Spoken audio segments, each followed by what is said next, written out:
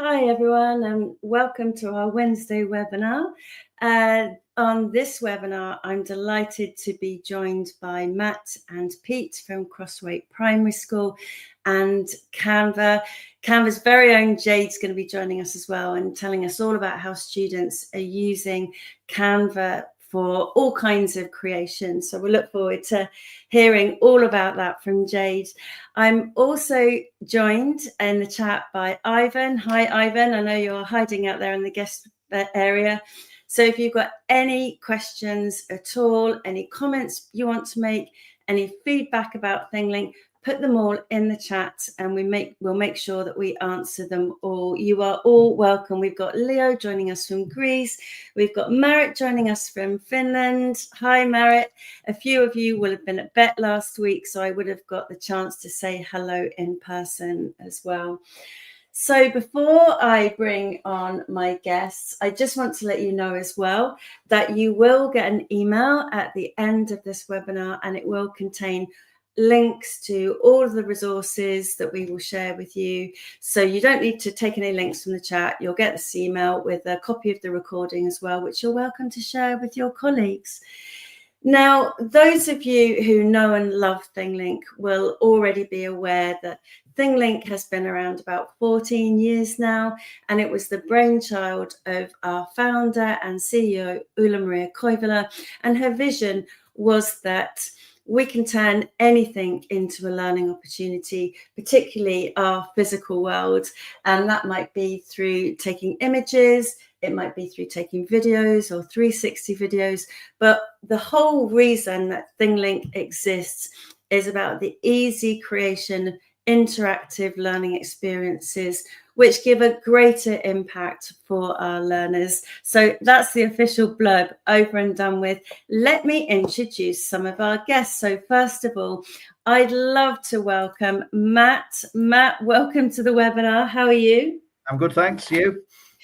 Awesome, good. Yes, and you have been the head teacher at the one and only, I'm going to have to put this up. You forgot the name, didn't you? Have you forgotten the name? Crosthwaite Primary. No. I was just getting the website up because this image just sums it up for me. You've been head teacher there for what, 13 years now? Yeah, 13 years now. I didn't realise till you asked. But then, yeah, I'm starting to get old now. So 13 years, long time. It is. And we're also joined by Pete. Pete, you are the digital legend who many of us know and love, diehard Liverpool fan, who's been leading on all things digital for a number of years now. I think I've known you for about 10 years. Indeed, yeah. Well, hello, Annette, and hello, everybody. And tell us a little bit more about your role there at Crosthwaite Primary School. So where I actually live, where I'm sitting now, is probably about 75 miles from Crosthwaite, and I travel up on each Thursday and work with all across the school, from the little ones, the 4 and 5 year olds, all up to the 10 and 11 year olds, and I suppose the teachers as well in between. I'm just laughing because all the pupils are saying hello to you on the chat. Yeah, I'm just seeing that now. Which is wonderful. And of course, we have joining us Jade from Canva. Jade, saw you sneak in there into the back room. We wondered where you were. How are you doing? Jade, hello. No, I don't think Jade's realised that she's live on the stage. We'll take you off, Jade, until you realise that. Hello, are you there, Jade? I can't hear you. Oh, no. Oh, well, I'll remove you until you realise that you can hear, and then we'll bring you back on the stage. So you've been using ThingLink for, a good year and a half or so now. It was this time last year, I think we did a session with the school where we introduced the students to ThingLink and ran a little session about how they could use it. Yeah. How are you getting on with it? Yeah, it's brilliant. I mean, I think we actually used it a few years ago. I mean, Pete's been with us for about 7 years. I've got a vague memory of Pete introducing it as one of the first things we used before the generative AI was added to it. So we've definitely used it in the past, and yeah, definitely getting into it last 18 months or so. And kids pick things up so quickly, don't they? Staff as well. The kids are quicker. It's a very, very, very good resource, both in terms of what it generates images, but also in terms of text lessons you can get from it. And the scenario builder, I think, is not using it with the kids yet, but the scenario builder is fantastic. So you just mentioned a few of the products there. So just in case anyone's joining us who doesn't know what ThingLink is, it is a suite of tools, and it really is a way for you to create any kind of interactive experiences with our main editor. You can create virtual field trips, digital classrooms, interactive infographics. And then, of course, you've got access to our scenario builder where you can create branching scenarios. And all of this is part of your ThingLink account. One thing I just wanted to mention there, that when we talk about immersive experiences, people often jump to headsets, don't they, Matt? They just kind of think that immersive experiences must be about VR, but you've realized it's not, haven't you? I don't think we've ever been a huge fan of VR. The kids go to the Bet Show every year and see the VR, and they're slightly impressed, but they're never blown away. And I think that's what we've taken at school. It's never going to be our foremost investment in terms of technology. There's better uses of the money and better ways of doing things. So yeah, VR not quite there yet. So, and that makes it really important then to say that immersive experiences are so much more than just VR. And when we think about immersive experiences, we try to come up with an explanation, and it is quite difficult to explain, but immersive experiences are those multimodal experiences which are multisensory. So you can see, hear, really feel that you're in the experience, everything but smell-o-vision. And then, of course, it's made relatable to the context. And we know that there are lots of things that you can buy that's kind of off-the-shelf experiences, but this is where you can create your own experiences. Students can create as well. And I just see that Jade's back now. I'm just going to bring Jade out. Jade, can you hear us now? I can hear you. Hello. Yay, you're back. How are you? I'm good. I am absolutely so pleased to be here. I cannot wait to hear more from the Crosthwaite team about everything that you've been doing. So yeah, delighted to be here. And of course, we're all recovering a bit from Bet. I think I picked up the post-Bet lurgy, but if anyone was at Bet last week, they would have seen Jade and possibly the pupils as well, because you were there on the Friday, Matt.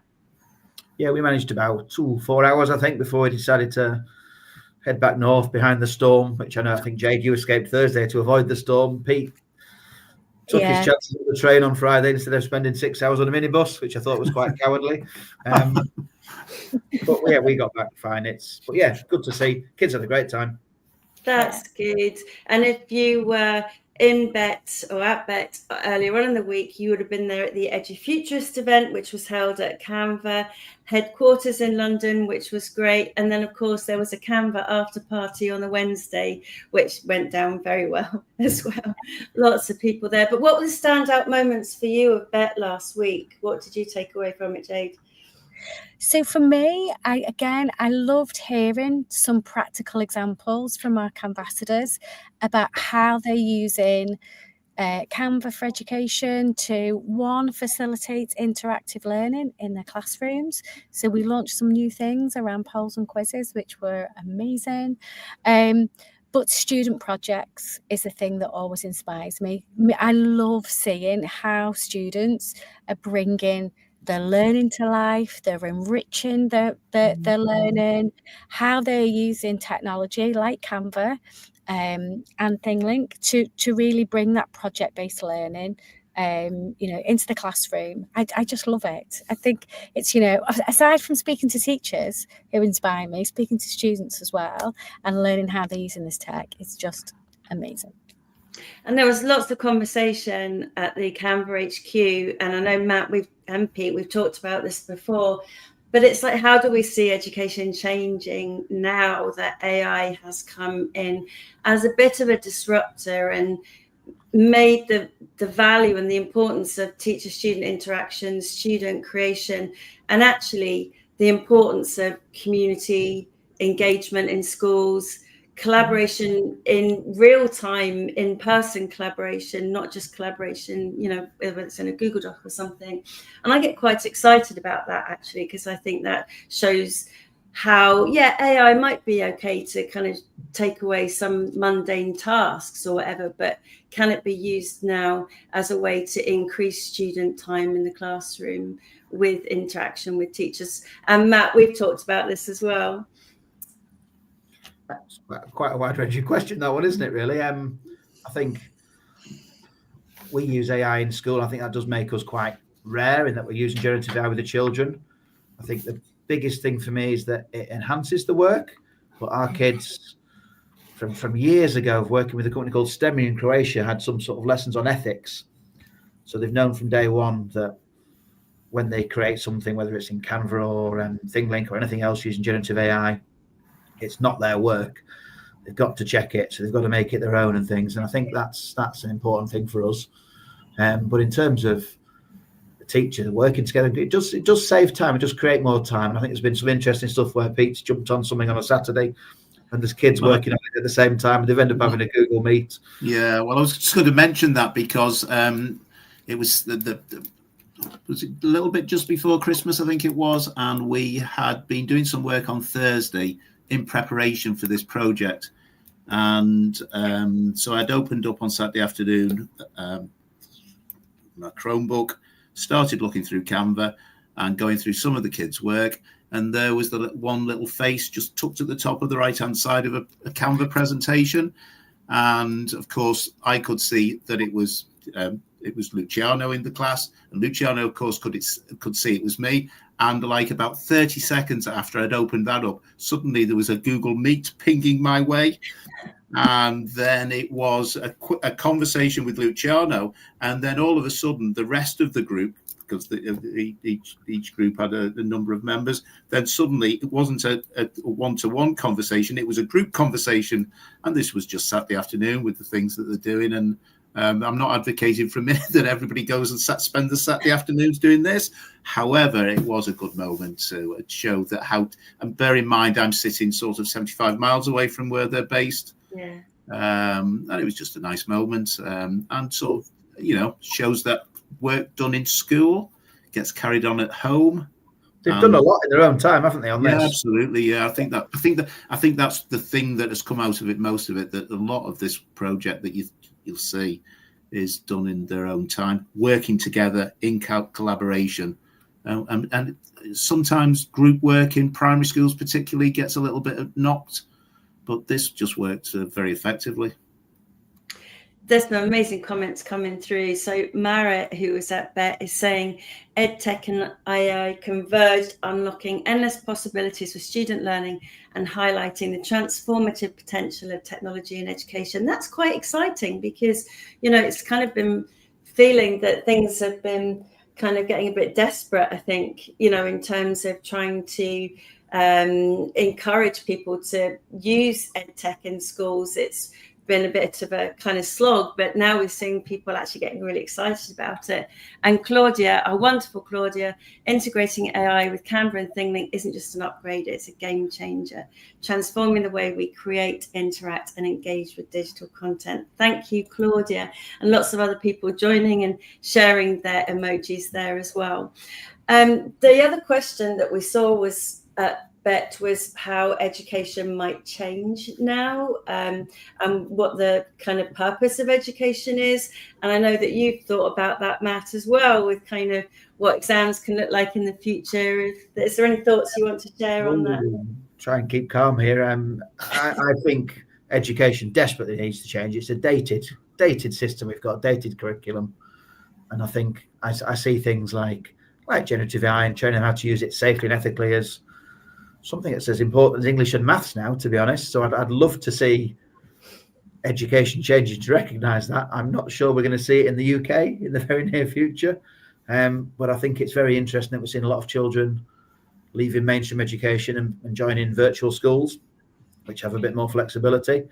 So yeah, it's definitely going to have an impact. How fast we as an education system get on board with that and actually educate the children about it, I think is quite important, because I don't see the companies in terms of the big social media companies, especially actually taking the time to educate users and check that they're of the right age and various things. But yeah, there's a lot of stuff out there that's brilliant, and we need to teach them how to use it, don't we? We certainly do, and that's a really good point for us to then have a look at some of the other things that we saw happening at BET. So that let me just share my screen as well here. So one of the things that I got particularly excited about at BET was the use of immersive spaces as well. And Claudia, who's in the chat, was actually there. And when we're talking about student creation and, you know, not just using VR headsets, I love the idea of students being able to create their own escape rooms and then have these kinds of immersive spaces where people can actually see their own work then shared. And imagine inviting parents and carers in to come and see that their work that they've created. So that was one thing that I thought was really nice and powerful. So just rewinding a little bit.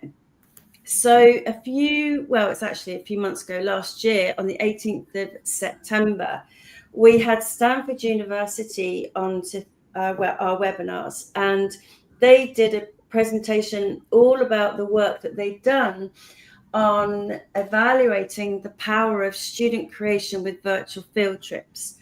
And if you click the link on this slide, you'll also get it in the email that you get sent. But the whole idea of this work was that rather than just taking students out on a field trip, you would take your students out on a field trip and let them photograph everything, take 360 images, and then when they're back in school, they would create their own virtual field trip of that actual experience. And they were using ThingLink to do this. So the whole kind of premise was, rather than just writing up a book report, students could go and create this kind of thing that would be a representation of all that they'd done. Wildlife in the Dome. All that they'd done on the actual field trip itself. And there was a vast number of learning outcomes that could be achieved in doing this way. And of course, it's not just ThingLink that's being used to create these virtual field trips, but it's the process of using Canva with it as well. And I know, Jade, that you've got a lovely presentation. So if people don't know what Canva is all about and how students are using it, you've got a presentation for us. Do you want to go ahead and share your screen, and I'll pop that onto, and then we'll leave you to take it away. Amazing. It's free for schools to access as well, isn't it? It is free for schools to access. So just give me a second. Let's present. I'll take that one out. Claudia was saying she was there and she was able to see the examples. It was amazing. And for students to have access to this in their classrooms as well in the future, it'd be like replacing the wow moment when the big telly got wheeled in. I'm old enough to remember being really impressed when the big telly came out and we watched Look and Read with Wordy. There you go. Okay. Are we all good? You can see this? Yes, go for it. Wonderful. Okay, so for those of you who are new to Canva, Canva is a company that's been around since about 2015. We are owned, we're founded in Australia, and our mission is to empower the world to design. So we want to help anybody, regardless of their skill level in terms of designing stuff, digital design, digital creativity, to design anything in every language on every single device. And the clever thing that Canva has done is it has taken lots of different functionality. We have lots of different tools and features that you can use, and we have them all in one single dashboard. So when you log on to Canva, there are so many things that you can create. It's like an iceberg. Often people start with those visual kind of like posters, or maybe some assets for your school social media account. But once you've learned how to do one thing in Canva, you'll find that you can create so many different things. So we have you can create beautifully designed docs, whiteboards for creativity and collaboration. We have presentations, video, print products, websites, and everything that you can access and create on Canva for Education is 100% free. It's because we believe that education is a human right and should be free at the point of access. We launched this offer in 2019, and now we have 70 million students and teachers using Canva on a monthly basis. And collectively, we have designed 1.5 billion designs in our education community. So there's lots of people using Canva across the world. They're aligning it to their own curriculum. Teachers are using it to supercharge their productivity, but also to foster creativity and collaboration in the classroom. So what I wanted to do today is just give you a really quick, some highlights, some headlines about how you can use Canva to do exactly that. So first of all, we have over 80,000 education-specific resources. That's templates for teachers that you can use to really supercharge your productivity in terms of creating resources. They're aligned across different curriculum areas, including the UK curriculum. We also have nearly 4 million non-education resources, so videos, photos, audio clips, all of which are copyright free for you to use, both as teachers and as students. Okay. So the thing that I love about Canva the most, I've worked in education for a long time. I'm really passionate about students developing those digital creativity skills and getting ready, preparing for the workplace, whatever that looks like for them. But Canva is a great place for them to develop those skills. So let's look specifically at creativity and collaboration and some of the tools that you might use. So we have a whole set of magic AI tools. One of the ones that I recommend that you might want to use with your students is Magic Write. It's a great tool really to kind of develop literacy skills and also to guide students in terms of summarizing reports, or maybe using kind of their persuasive language skills. Maybe you want them to get them to change a story or an account of something like a trip and change it into a different tone. But it's a great tool for students to play around with and develop their language skills. We also have DreamLab, which is a new addition to our Magic Media suite of AI tools. Now, this tool is only available to teachers, but you can use it in collaboration in your classroom to help create some fantastic images to enrich students' projects. Now, whiteboards are increasingly becoming one of our most popular tools in the classroom. You can invite all the students in your classroom to put their ideas for projects on a whiteboard, and then use our AI tool to magically sort it into different themes. You can also use our emojis as well for students to kind of give their thumbs up to different ideas and which ones they like best. Now, this tool, again, it's another whiteboard tool, great for kind of team collaboration. Students can click that magic button there that you've just seen and create a written summary for all of the ideas that they've collated in their whiteboard. We've also added this year some great visual tools for data. So if you've got projects, students working on research projects, they can take that data and they can bring it to life with animated charts, tree maps, radars, and circle charts. Now, I recommend going having a look at this. If you can follow that QR code, we created way back in October, I think, this wonderful primary teacher work kit. Now, I think this work kit applies to teachers, regardless of what stage you're teaching at. It's a great tool, and hidden in there is a toolkit for creating podcasts with students. And last week at BET, if you were there on the Friday, you may have seen a group of Year 5 students presenting how they created podcasts solely, including with sound effects, in Canva. So yeah, please do give that a look. I think podcasts are a great way for students to showcase the learning in project-based learning. Okay. We've also got another fab AI tool which will help students to create captions for any videos that they're creating as part of their project. Oh, hello.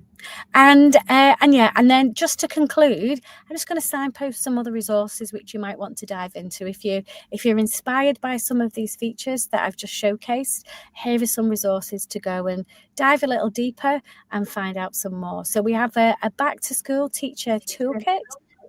You can follow that QR code. And we have 2 new teacher certifications. So we've got AI in the classroom and then also teacher essentials. Don't worry too much about scanning those QR codes because Louise has those links for you in our follow-up email. And that's me done, Louise. Amazing. Yes, those links, we put them in the chat, and everyone will get those in the email. I didn't realize all those features were there, and I use Canva almost every single day. Just want to ask Matt and Pete, any of the students started using some of those AI features? Yes, they have. Yeah. So we had a go with Year 3 and Year 4. Oh, sorry, no, Year 3 and Year 4. No, from Year 1 to Year 6, they've all used it. The little ones, particularly the Year 1s and Year 2s, like the whiteboard because it's so easy to use. And they joined in last year. We did just in the summer term. So last summer term, they were doing a project about moon and space, and they did a whole Canva whiteboard all about the moon landings and things like that. That was very entertaining. And Year 3 and Year 4 and Year 5 and Year 6 have used a whole range of Canva tools, the AI side of things, as well as the presentations filmed. In fact, to go back to the conversation about the boys where I got that Google Meet call, they were working on a video at the time. That's what they were working on. So they kind of like use it for lots of different things. And I do believe that what we're going to show in a minute is a Canva website that the students have created as well. Yeah. Sorry, Jade. Sorry, I was just going to say the video. I think the beautiful thing about Canva is I said it in the presentation at the start, but it's really true. Once you've learned how to create one type of asset in Canva, whether that is a doc type, a slide deck, you can pretty much do anything. Those skills are transferable, and video is a really, really good example of that. Video editors sometimes can the learning curve can be a bit steep, but it's really easy to do that in Canva. And then the added addition of captions makes that content more accessible to a wider range of people. Amazing. Thanks for that overview, Jade. And your deck and all the resources will be in the email. So you've heard enough from me and Jade talking about ThingLink, what it is, and also Canva. So Pete, do you want to start telling us about the project that you've done to build on Stanford University's virtual field trips? Okay, so we've always been very keen on the pupils at the school having their own digital portfolios. That's gone back for, I don't know, Matthew, 5 or 6 years, I think.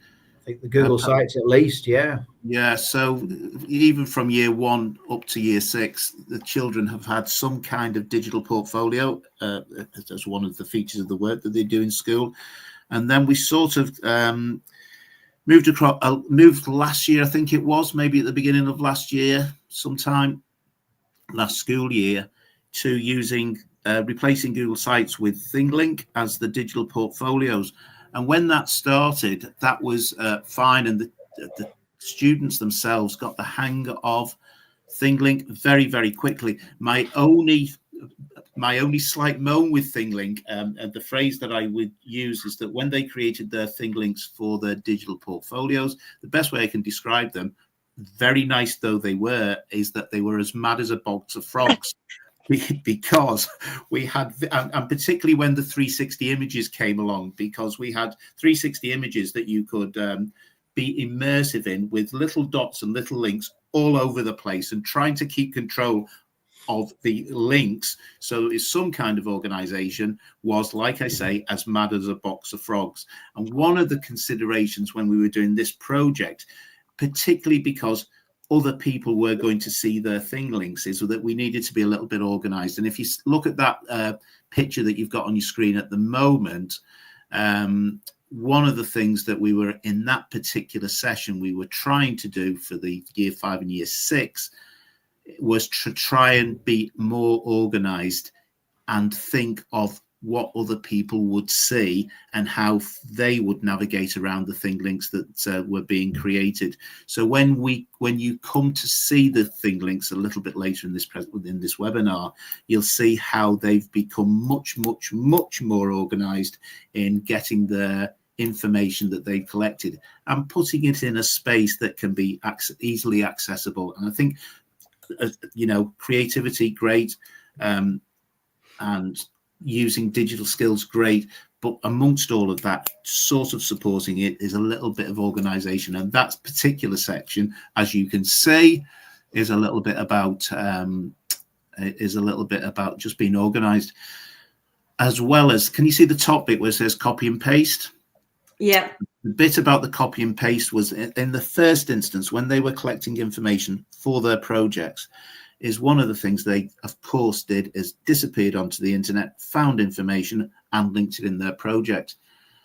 But as the weeks went by, and I think this is one of the things that really the school should be credited for, and the future of education should think about this a little bit, is that the Matthew and Shirley in the year 6 classroom there gave the kids time to do a little bit more research. So it was at greater depth, shall we say.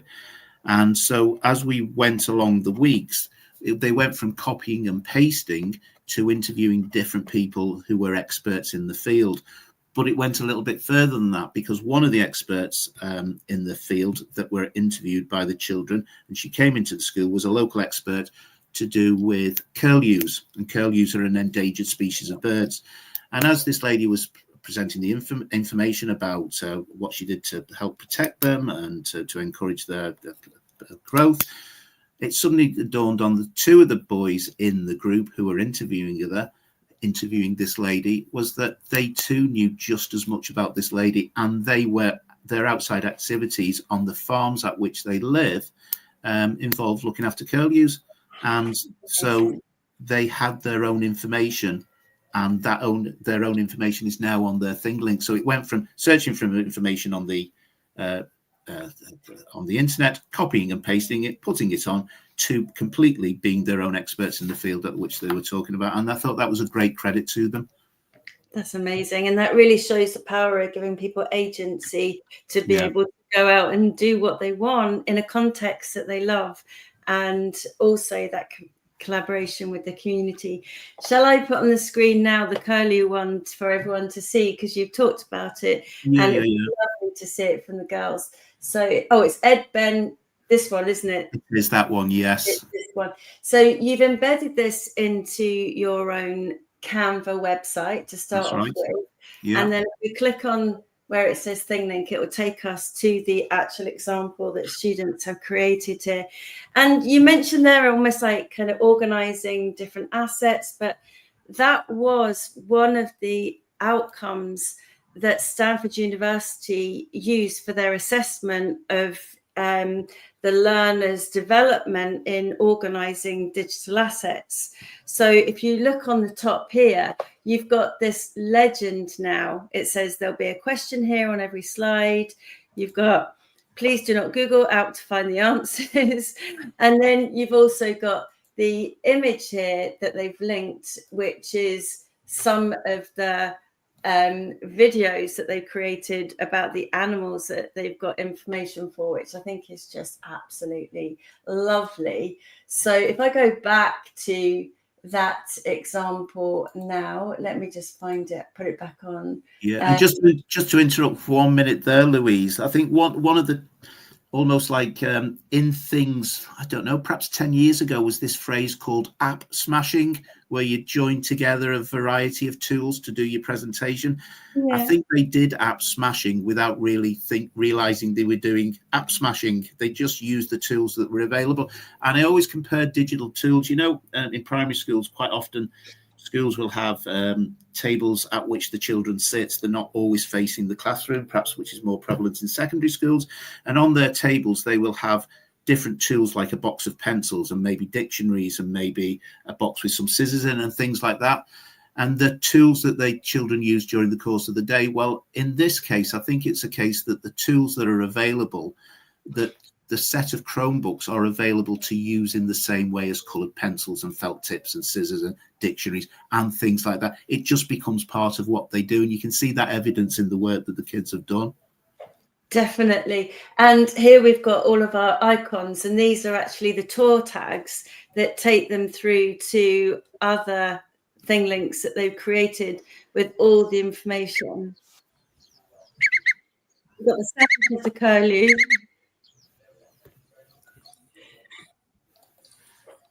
The predating, so lots of things have been predating the nests. Interviews about the curlews. So it's all of their different research that they've gained from interviewing people in the community, plus their own knowledge have been put onto these virtual field trips, which are just astounding. They're absolutely incredible. So can you just tell them, so the pupils will then split up into their own groups and what groups are for, each with their own chosen context then to go out and research? Yeah, do you want to say that, Matthew? Yeah, I can. I mean, we started on paper, even though it's a digital project. We literally sat down as a class, and the project was on the Lake District. But what is the Lake District? We wanted to share it with the rest of the world, as it were. And kids have brilliant inquisitive minds, and they think far wider than adults do. So we had businesses, wildlife, restaurants, famous people.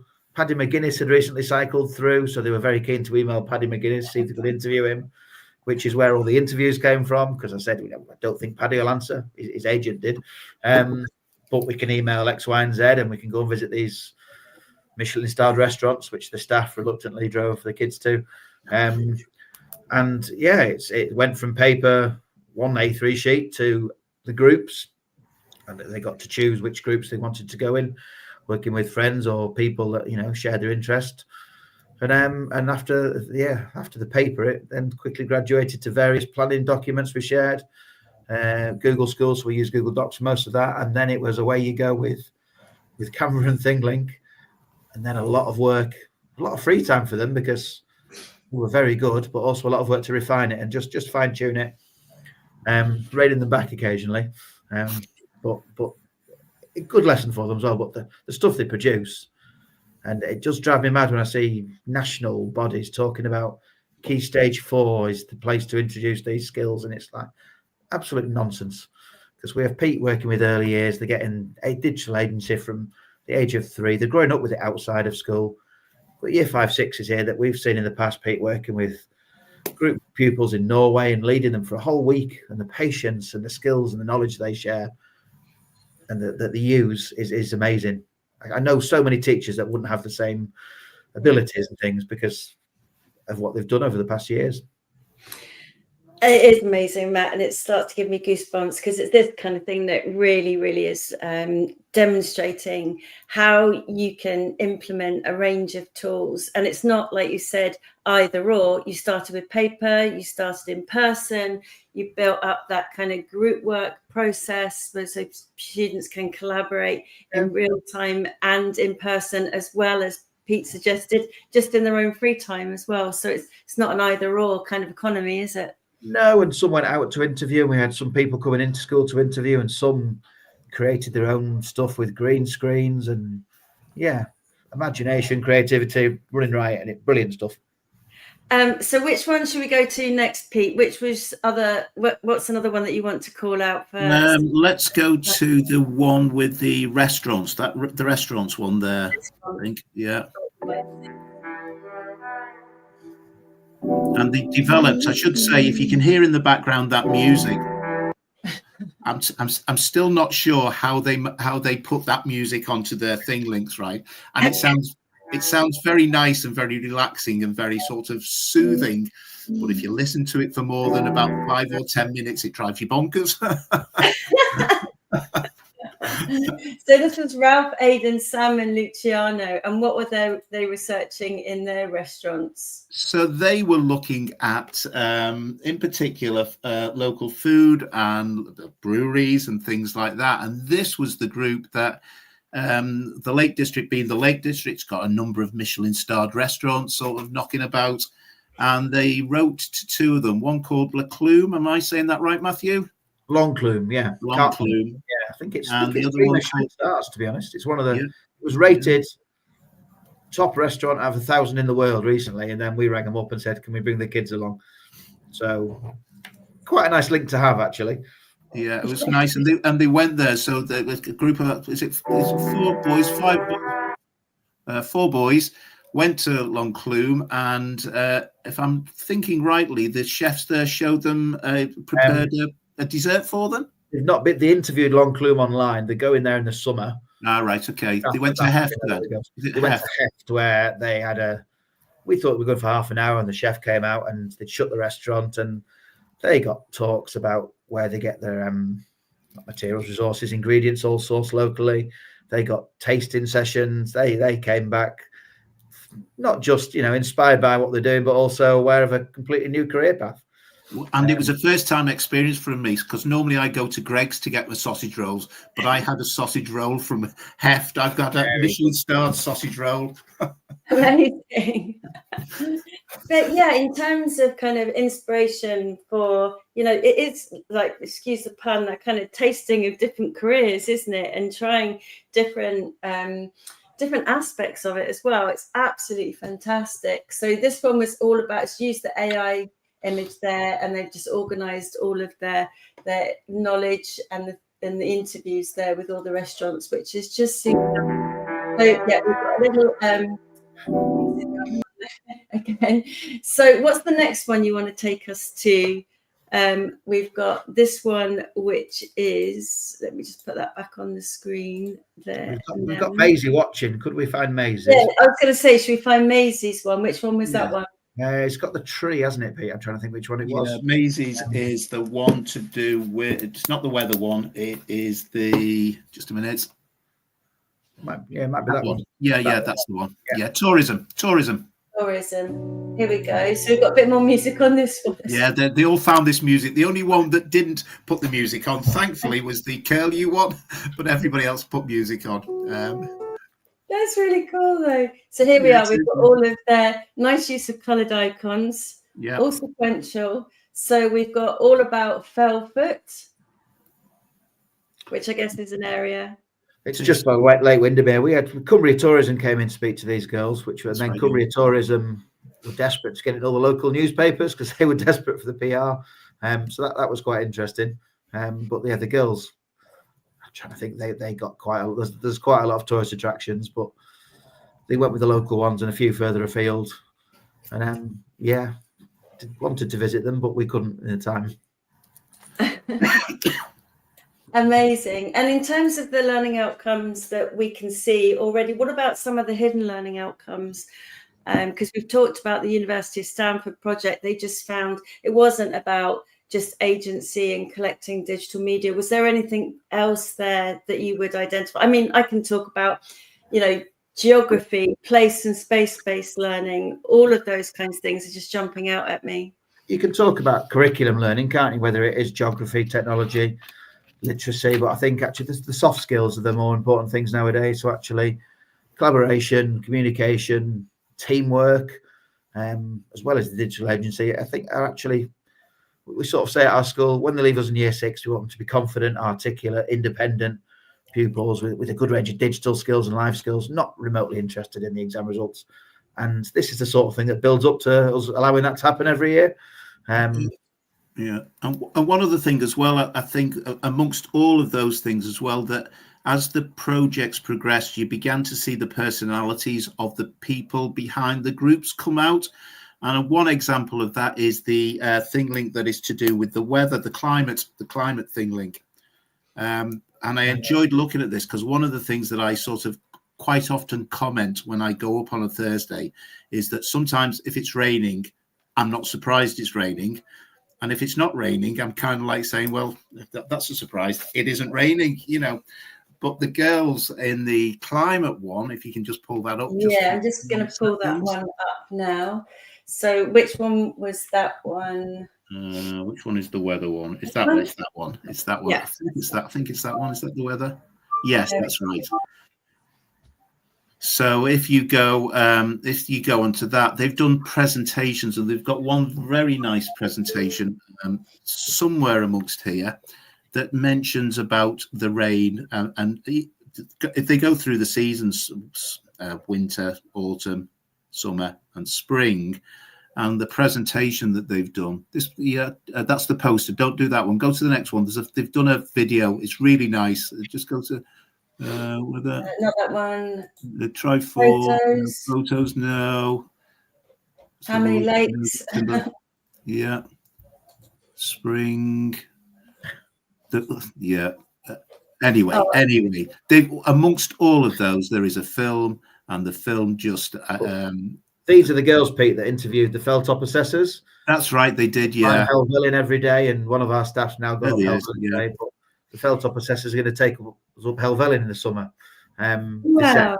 Well, it's not good for my my blood pressure worrying about the kids going up Helvellyn, but brilliant experience for them.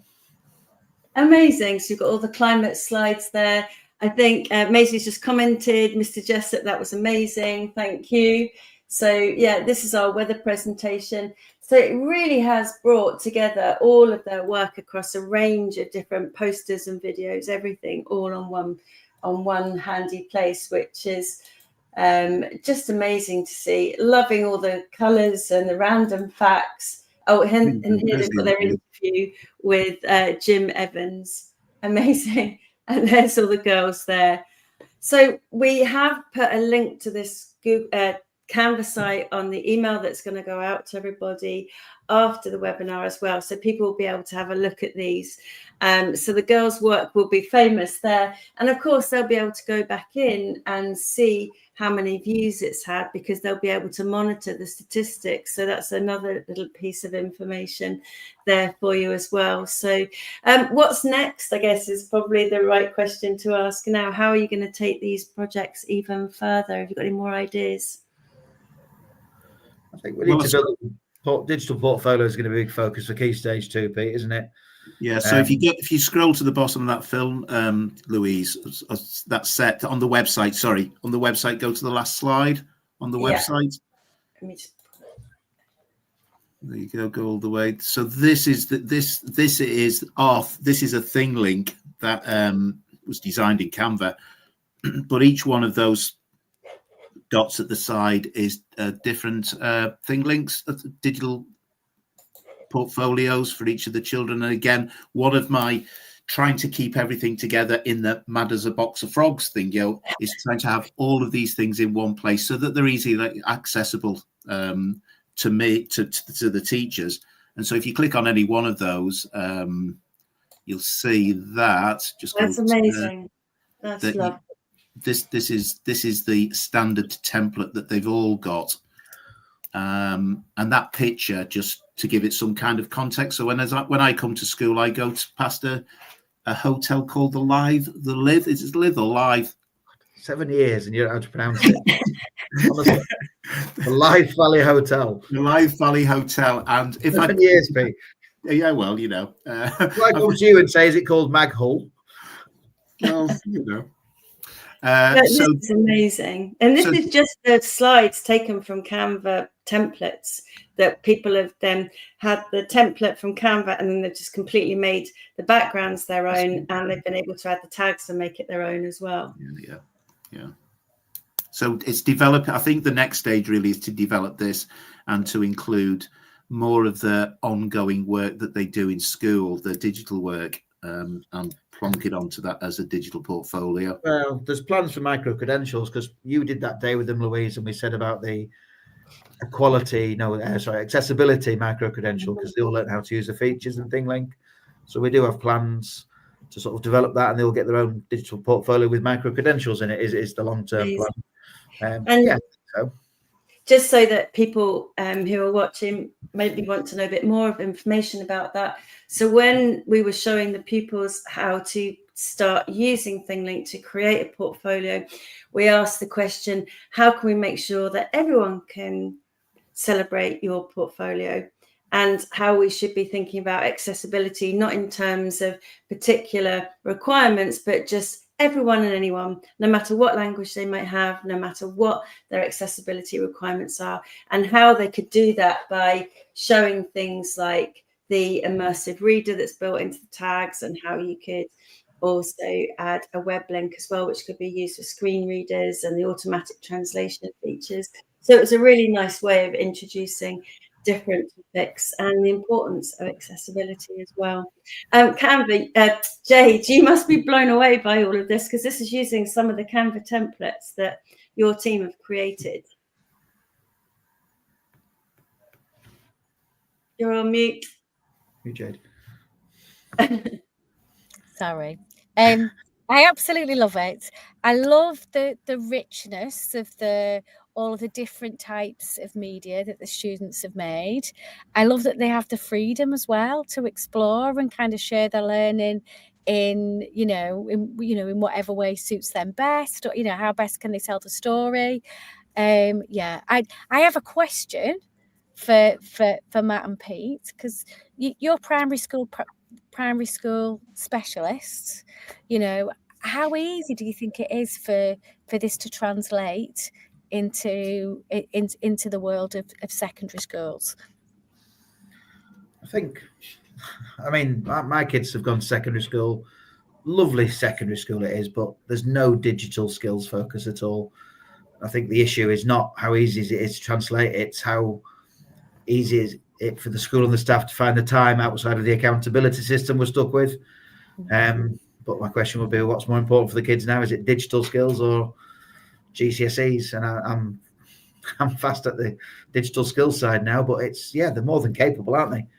And I keep speaking to schools and saying, you've got Canva, you've got quizzes, you've got ThingLink, you've got Google that's free for school. For a couple £100 a year, you've got everything you need in terms of software. You don't need to spend a fortune on all these subscriptions. You've got very, very good stuff for a couple £100 all in total. And on those lines again, but it's a sort of higher age group, is that once a year, I think it's the teaching students from, is it Kendal College, come visiting? They did, until the government shut down the teacher training college, but they used to come and do a day, and the kids would show each student one-to-one Google Workspace and whatever they chose at the time, and it was the highest rated day every year, because it isn't part of initial teacher training. It wasn't part of initial teacher training, and it still isn't enough, really. But why it isn't is beyond me.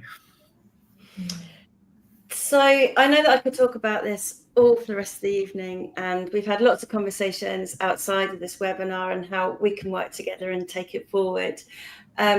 If people want to know more about the work of the school, you've actually set up a LinkedIn page now for the school, which I thought was a really good move, Matt. And we've linked the school LinkedIn page on the email that's going out. So you're going to continue to share the examples, and the students can do a takeover of the LinkedIn page.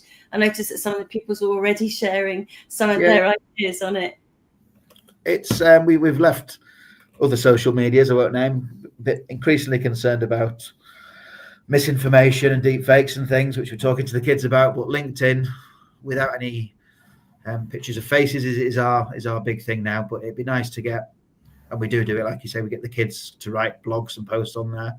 It'd be nice to get schools from all the ThingLink family and the Canva family, sort of from other countries especially, to share work. And we're quite happy to coordinate that. But the LinkedIn page, let's see how it goes. Excellent. So if you do get your email and you want to go and have a look at the Crosthwaite LinkedIn page, do go and say hello to the pupils on their posts as well. So just going back to this deck now, Ivan has been in the chat. If you do have any support, feedback, suggestions, or you want to showcase some of the work that you've been doing, we'd love to hear from you. And just to highlight this one as well, that we do see ThingLink being used in high schools. We do see some schools building on this kind of work, and I just wanted to call this one out, which I showed at BET in London last week. If you haven't seen this one, this is where pupils are actually building their own 360 immersive spaces, and this is a student's art project that they've built and put the 360 camera actually in the diorama, and then built up their research about their favorite artists in the style of their favorite artist. This is Frida Kahlo. So we're seeing lots of things like this emerging as well, which is just lovely. On the deck that you'll get, if you have missed any updates or insights from ThingLink, please do have a look at this. When you click on this, it will take you to a ThingLink with all the things that we have released recently. Not only the ability to create those 360 images that you saw that the pupils of Crosthwaite have been creating, we've also introduced 2D image generation, and there'll be more to come this year. So all that's left for me to say, I think, is thank you to both Matt and Pete for being part of our webinar and being able to showcase some of the work that Crosthwaite's been doing. I know we've only scratched the surface with how good it's been at the school, this project, because the pupils on the chat themselves have been sharing how amazing it's been, and we'd love to hear maybe in the future at the end of the year how you've been able to build on it as well. Sure. Love to have you back. Jade, thank you so much for joining us yet again, showing how ThingLink and Canva play together so beautifully. Claudia jumping in on the chat there saying how she loves the immersive dioramas, and I know that we've got Susie that's been messaging there as well on the chat, and lots of love and thanks coming through. So all that's left for me to say is thank you so much for joining. If you've joined us live, thank you for watching. If you're watching on the catch up as well, do keep in touch with us and we'll let you know about more webinars that are coming out soon. So any last parting words from you, Pete? Anything else that you want to say about the work that you've been doing there? No, I've really enjoyed this webinar and talking about the project. And I think one nice thing is just you mentioned about Maisie's comment. I do think it's sort of important to really, I think it just reflects the work that they've done, that the kids involved get involved in the conversation that goes on as well, you know, which, you know, I think is a good feature. Thanks, Pete. And from you, Matt, any parting words? I'm trying to think really. The kids at primary school do loads here. There's loads wouldn't happen if they didn't do it, and they are so much more capable than a lot of education specialists give them credit for. Absolutely, I can contest to that. And Jade, any parting words from you? Just to say, I've loved learning a little bit more about what the students at Crosthwaite Primary are creating. Can't wait to hear more. I'd love to see more schools kind of using Canva and ThingLink on similar projects. Brilliant. And Marit's just summed it up there. Thank you. What an inspiring webinar. So thank you, everybody. Have a safe journey home if you're just leaving the office. Have a great rest of the day or a great evening. And thank you so much for joining us. And we look forward to seeing you again soon. Take care, everyone. Bye.